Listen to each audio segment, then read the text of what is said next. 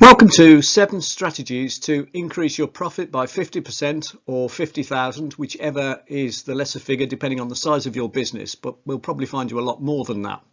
To understand that our business is made up of what I like to call 7 cylinders. Now, I didn't invent this term. My colleague Frank Momolo in New York invented the term. He talks about a 6-cylinder engine as being your business, but I've added a cylinder to it because I think time and time management is also a really important cylinder in your business engine.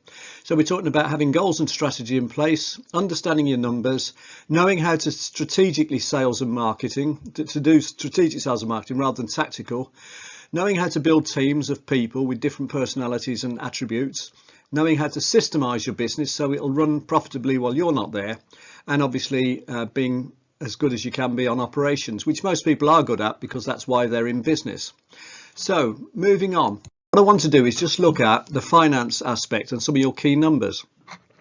So the way this works is if you knew your number of leads, 360 here, and the conversion rate, 55%, that'll tell you your number of customers or clients. And if you know how often they buy on average a year and how much they spend, that will give you your revenue. And if you know your profit margin, that will give you your gross profit.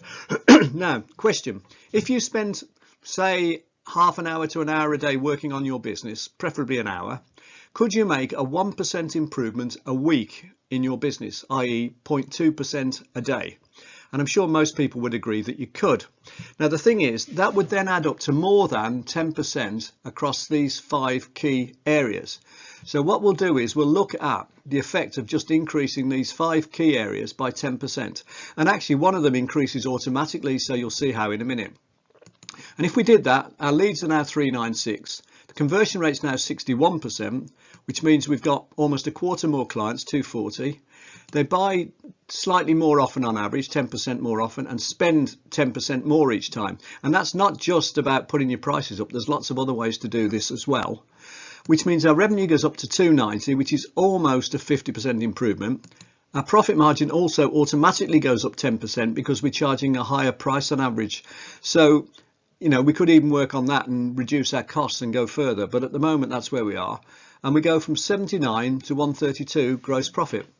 It goes even better than that, though. Generally, you'll then have some overheads to deduct. So that's things like rent, rates, wages and salaries. So here you take your overheads off the gross profit of 79 and you end up with an operating profit of 39,200.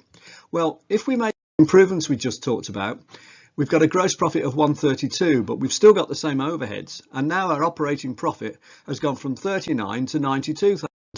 It's gone up by 135%, so it's more than doubled. You're probably wondering how this would apply to your business. Well, I'm offering a free potential profit assessment. Contact me on LinkedIn or go to my website, businessroundtableuk.co.uk, or email me on bernard@baltimorebc.co.uk, or phone me on 07791 003 129. Just say profit assessment. We can go through your numbers, your figures, and identify what the key variables are for you, and then we can see what the effects would be of making 5 or 10% increases in those numbers. I think you'd be astonished at how much difference it would make to your bottom line. So I hope you found that useful, and as I say, free profit potential assessment, just contact me. It takes about half an hour. All right, thanks very much for watching today.